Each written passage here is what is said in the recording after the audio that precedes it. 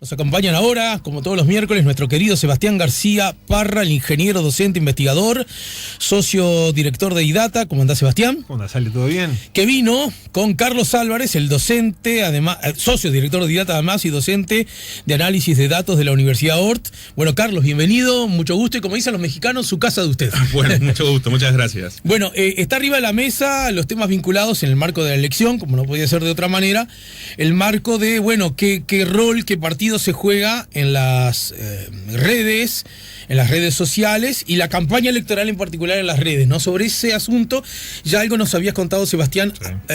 Algunas conclusiones sobre el pucho vinculadas al debate, pero me imagino que datos y conclusiones de ese tipo o señales de ese tipo hay antes, durante y después del debate. Correcto, ¿no? Y acá le seguimos la palabra a Carlos. Sí, ni que hablar. Dijiste, en esta intro dijiste dos o tres cosas que me resultan sumamente interesantes, que seguramente vamos a ir profundizando a lo largo de los días también, no solo hoy.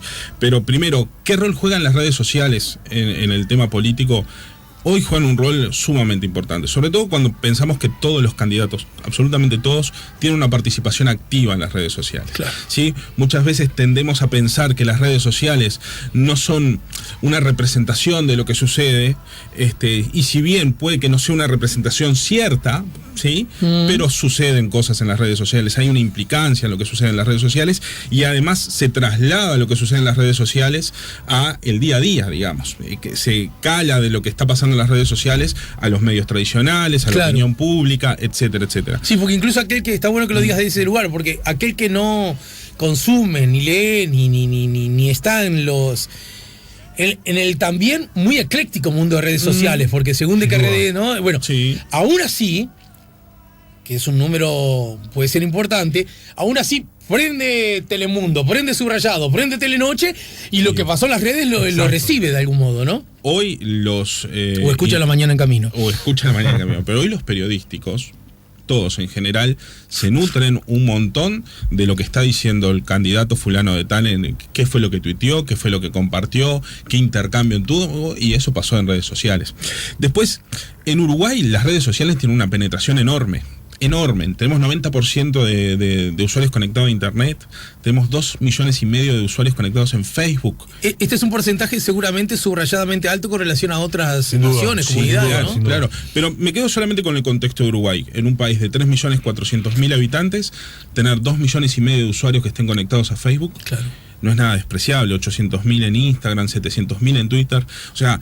Hay una representatividad, la palabra es compleja, pero hay una representatividad importante. Entonces no podemos descartarlo. Y ni que hablar que tienen un impacto. Hoy las estrategias de comunicación están abocadas a ver qué es lo que yo comunico en redes sociales para llegar a cierto tipo de públicos. Y qué impacto genere y cómo esa conversación después me ayuda a mí a capitalizar lo que yo quiero exponer y ahí solo agregando y subrayando lo que decía Carlos, cada vez más los comandos de campaña, y de hecho haber trabajado cerca ya en la segundo periodo de elecciones que lo hacemos, cada vez más hay más inversión en lo que tiene que ver con lo digital. O sea, en esforzarse en llegar a ese público, no tanto en los medios tradicionales, que se sigue haciendo, sino también en lo digital. Hay cada vez más inversión puesta en la compra de espacio en esos lugares, tanto en la compra como también en uso orgánico, ¿no? Sí, porque también muchas veces tendemos a pensar que, bueno, nos conectamos a la red o me conecto a Facebook. No. Nosotros somos usuarios digitales. Hoy en día el concepto de me voy a conectar, estoy conectado permanentemente porque estoy con el celular continuamente. Entonces abrí y miré el WhatsApp y ya pasé para ver qué publicaron en Twitter y miré la última foto en Instagram. Ya estoy conectado. Sí. Y todo permea. Entonces, no es que yo tenga una opinión cuando estoy sentado en el sofá de mi casa y tengo una diferente cuando estoy navegando en Facebook. Es la misma. Y me influye de igual manera y genero acá hay pensamiento. Algo sobre lo cual muchas veces Sebastián nos ha hablado, muchas veces de otras perspectivas, que podríamos decir que es, entre comillas, el costado no tan claro de este asunto del mundo de las redes. Y tiene que ver con que estar navegando por las redes, estar usando las redes y estar usando los distintos soportes, nos puede generar la ilusión de que estamos ejerciendo nuestra libertad a la hora de elegir los contenidos. Y ya sabemos que en realidad me van a es. llegar antes que nada los que piensan como yo, los que Sí. el que me quiere vender el vaquero porque sabe que soy petizo y ya me fijé en los talles que son más bien de pata corta. Y en lo grande, en lo chico, en lo importante y en lo superfluo, uno cree que el mundo pasa a ser eso porque hay lo que nos has contado, ¿no? La inteligencia artificial al servicio de lo que yo necesito. Dice que una burbuja. Pero Claro. lo que yo necesito a lo mejor no es lo que yo necesito, ¿no? El problema no está tanto en que eso suceda, porque en definitiva si eso está bien utilizado es beneficioso para nosotros. Yo si quiero buscar, me voy a Google y quiero buscar acerca de una enfermedad, y la verdad yo no quiero que me aparezcan cualquier otro tipo de cosas, yo quiero que Google tenga la capacidad de darme lo que yo preciso. Ahora, el tema es el mal uso de eso es un problema. Y el segundo es nuestra capacidad para estar conscientes de que eso sucede, que eso es hoy en día lo que veo que es el mayor problema. Muchos usuarios que están navegando, que están en redes sociales, que están tuiteando, muchas veces pierden el concepto de que mira que lo que estás viendo está diseñado para vos. Y hay algo que siempre nombro, porque muchas veces lo hablamos con nuestros clientes, dices, mirá, esto es tendencia hoy en día. Sí, pero lee bien lo que te está diciendo ahí, dice, tendencias para mí. ¿Sí? Claro. Tendencias para mí.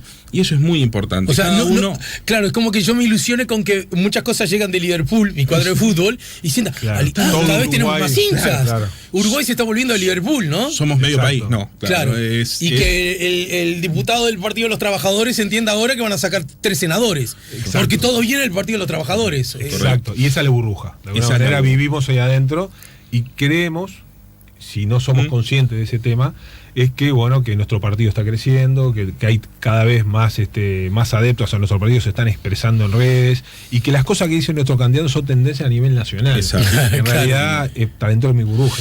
Y ahí se hermana con uno de los temas que nosotros siempre tenemos que afrontar, y es el valor del análisis de las redes sociales. Cuando uno va a hacer un análisis, sobre todo cuando el equipo de IDATA va a hacer un análisis, no tiene ese sesgo. No ve esa burbuja, porque nosotros accedemos de los datos de diferente forma. No es que me conecto a un perfil y entro a navegar para ver lo que sucede. Claro. Porque muchas veces se habla de, bueno, cuán representativo es, qué valor tiene, sirve o no sirve, yo estoy viendo esto. Y la verdad, el análisis pasa por otros carriles, se hace de otras maneras. Entonces, lo que se trata justamente es de evitar en el análisis que no haya un sesgo, que no haya una burbuja para presentar datos de la realidad. Y eso también nos conlleva muchas veces que algún candidato o algún cliente nos diga, che, pero yo no veo esto, presiento que esto es diferente, lo percibo de otra manera. Y claro, y al final de cuentas, si vos prestás atención, lo que te está diciendo es un tema de percepción. Claro. Pero y no de datos. ¿Y ahí cómo resuelven? Porque una cosa es lo que él no ve, lo que no percibe, y otra cosa es lo que en realidad él quiere ver, lo que quiere percibir, y ahí hay como una especie de pulseada entre lo que le dicen, mirá, los datos están diciendo otra cosa, macho. Nosotros tenemos una ventaja, que nosotros el servicio que damos no es de consultoría. Yo no soy una agencia que le digo, mira, están diciendo esto, tu estrategia es esto, otro. No paso por ese camino.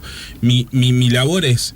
Estás perdiendo votos por derecha, así que te volvete con un discurso más duro, ¿no? No asesoro a eso. Nosotros estos son los datos, esta es la información que desprendan los datos. Estás bien acá, hablan mal de vos en esto, se están hablando de este otro tema y el candidato fulanito está conversando sobre este tema de forma positiva y le está yendo bien. Esa es la información, y esa información te gusta o no te gusta. A ver, pero esa información, ¿cómo puede ser codificada? Uso como ejemplo, corregime, Seba, si estoy equivocado. A propósito del último debate, la calle Pou fue más aludido en redes que correcto, Daniel Martínez. Correcto. Sin embargo, el saldo negativo era mayor para la calle Pou, ¿no? Correcto. Entonces alguien podría decir, yo de verdad que no me doy cuenta. Hablaron mejor de Daniel Martínez. O no sé si el término es el adecuado. Sí, ¿no? Correcto. Pero hablaron más de la calle Pou. ¿Y se puede traducir de algún modo? ¿O ustedes tiran los datos y cada uno hace con esos datos lo que quiere? Se puede traducir, lo que pasa que no es lineal. Hay diferentes variables que nos definen qué es lo que está sucediendo bien o mal. Por supuesto que hablen mucho de uno es un factor interesante. Ahora, si todo es negativo, tiendo a pensar que a menos que sea una estrategia, no va a ser positivo que todo el mundo esté hablando mal de vos. Pero que hablen es una variable importante. ¿Qué temas hablan? ¿Qué es lo que dicen? cómo lo dicen, quiénes están hablando, porque son cosas que nosotros podemos identificar. Si todos los que están hablando mal son el núcleo duro de votantes del Frente Amplio, no pasa nada, claro, porque sí, ya sabemos que van a votar. Y lo mismo al revés, ¿no? No voy a esperar que eso sale. Pero pará, ¿y hay forma de distinguir, de discriminar, si no estamos hablando de un núcleo duro de un lado y de un núcleo, y si no, que estamos hablando de esos pececitos en el medio? Pececitos, sí, una metáfora. pero estamos hablando de 15% de indecisos. Que son los que a los que realmente tengo que llegar y que son los que van a marcar el triunfo o la derrota. Hay forma. Hay forma porque primero los más religiosos, los más duros, los que están en el núcleo, se identifican. Se identifican en su mini biografía, se identifican a partir de a quién siguen. O sea, hay una especie de huella que van dejando que a nosotros nos permiten generar grupos que claramente muestran que siguen a un candidato o a un partido y claramente muestran que siguen a un candidato u otro. Incluso hasta la foto de perfil, en su foto de perfil, que nosotros le podemos procesar automáticamente, muestran la bandera de su partido político. Sí. Claro. Entonces nosotros sabemos que esos grupos ya están de alguna manera... son núcleos duros que tienen una opinión formada y difícilmente cambian. Ahora, los que nunca hablaron, que la semana pasada lo decíamos, los que nunca hablaron, los que... nunca hablaron de política, no siguen a ningún político o siguen a todos porque están indecisos de alguna manera, son los más interesantes, ¿no? Cuando empiezan a emitir alguna opinión. Sobre todo, y esos también los capturás porque les interesan temas más que algo político. No es que hablo de este candidato, sino hablo de este tema y capaz que justo ese tema es una bandera que lleva a un político. Entendido. Y después hablo de otro tema que lo lleva a otro y ahí vos empezás a darte cuenta que no tiene una opinión formada sobre un candidato, pero sí hay temas que le llevan en la conversación. Eso también te ayuda a entender. Recién conversábamos con Juan Pablo Luna a propósito de Chile y él hablaba de una condición muy interesante y tiene que ver con que allí la práctica política, los discursos políticos, llamémosle así, clase política, forman parte de una élite. Uh-huh. Los de derecha y los de izquierda, ¿no?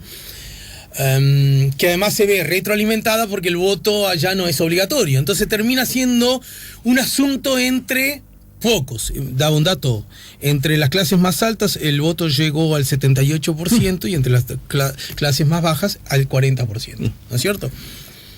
¿Por qué digo esto? Las redes no pueden también generarnos la idea de que en realidad ¿quiénes son las que la usan? ¿Lo usa todo el mundo? ¿Lo usa el más pobre, el más rico, el que tiene más educación, el que tiene menos educación? ¿La mujer, el hombre, el joven, el veterano, el gurí? ¿Hay sesgos? Es un buen punto. Vamos a estar mucho rato hablando. Tirame el titular. Sí hay sesgos. No hay estudios fehacientes que nos digan este tipo de personas usa o no usa las redes. Y vuelvo al primer dato que te di. 90% de penetración, 2,5 millones de cuentas de Facebook. Claro. Me es muy difícil creer que no haya... Son solo de un tipo, ¿no? Claro.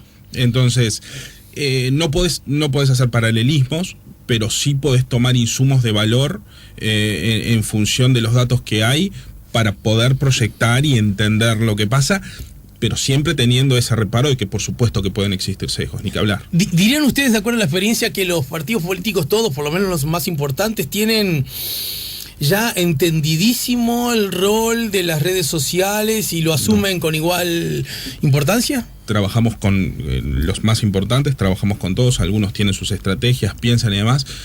Para mi percepción personal es que todavía no tienen claro cuánto jugo y cuán importantes son. Entonces muchas veces las descartan en el calor del día a día y se quedan con lo tradicional o se van me voy al debate o me voy al comité o me voy al evento y muchas veces dejan de lado lo que pasa en las redes y solo las terminan usando como un canal para comunicar lo que están haciendo. Eso es un error. Hay empresas en Uruguay que, a propósito de intenciones en general, intención de voto en particular, usan los métodos de golpear la puerta, otros de llamar, otros de llamar a la fija, otros de llamar al celular, y ya hay algunas que trabajan específicamente en redes, ¿no? Correcto. Primero, la tarea de Idata es otra, ¿no? Es otra. Pero de esos que uno desde afuera puede mirar medio reojo, ¿no? Y decir, pero ¿cómo usa? Creo que es radar, ¿no? Sí, claro. Y estuvo Alemis Raje hace poquito acá y siempre le hago la misma pregunta para molestarlo, pero che, las redes, ¿a vos te parece que son suficientemente confiables? Es decir, y sin embargo trabajan solo en eso. Y hay que decir que Radar muy mal no le ha ido, ¿no? En cuanto a los pronósticos. Significa, pronóstico no es, en cuanto a las mediciones, significa que por ahí inexorablemente va a pasar la forma de medir las cosas que piensa la ciudadanía. Yo no sé si por ahí va a pasar. Lo que sí es una forma bien interesante de medir las cosas de la ciudadanía, porque la habla sin que alguien le esté preguntando, habla por voluntad propia, se expresa en el momento que lo piensa, no está predispuesto a que un entrevistador le esté haciendo preguntas, entonces está dándote un dato que tiene un valor superlativo. Eso no quita que la encuesta no sea importante. Yo creo que son dos herramientas que tienen que trabajar en conjunto, pero vos no podés desperdiciar. Estamos hablando que una encuesta a veces agarran a 500, 800 personas, y yo te estoy hablando que hoy en día en política en Uruguay están conversando casi 200.000. ¿Por qué voy a desperdiciar esa información? Y teniendo en cuenta lo del principio, que accede a un universo muy grande de la población, ¿no? Exacto. Son dos herramientas que deben trabajar en conjunto, y lo que hemos notado de las elecciones pasadas a esta es que se estrechó entre las encuestadoras y el trabajo que hacemos nosotros, la forma de verlo. De hecho, estamos trabajando con varias ya. Bueno, con Mirraji trabajamos ya desde hace muchos años. Sí, claro. Bueno, estamos casi en el final, no sé si quieren dar un puntapié inicial, un puntapié final. Creo que lo importante es empezar a ver los datos políticos, pero lo podemos resolver de repente para una siguiente instancia. Nos comprometemos a hacerlo la semana que viene, ¿de acuerdo? Perfecto. Gracias, chiquilines. Y bueno, lo dicho, Carlos, bienvenido. Muchísimas gracias. A esta que es también tu casa. Sebastián García Parra, Carlos Álvarez, los socios directores de IDATA, nos ayudaron a poner en su columna Inteligencia Artificial la mañana en camino.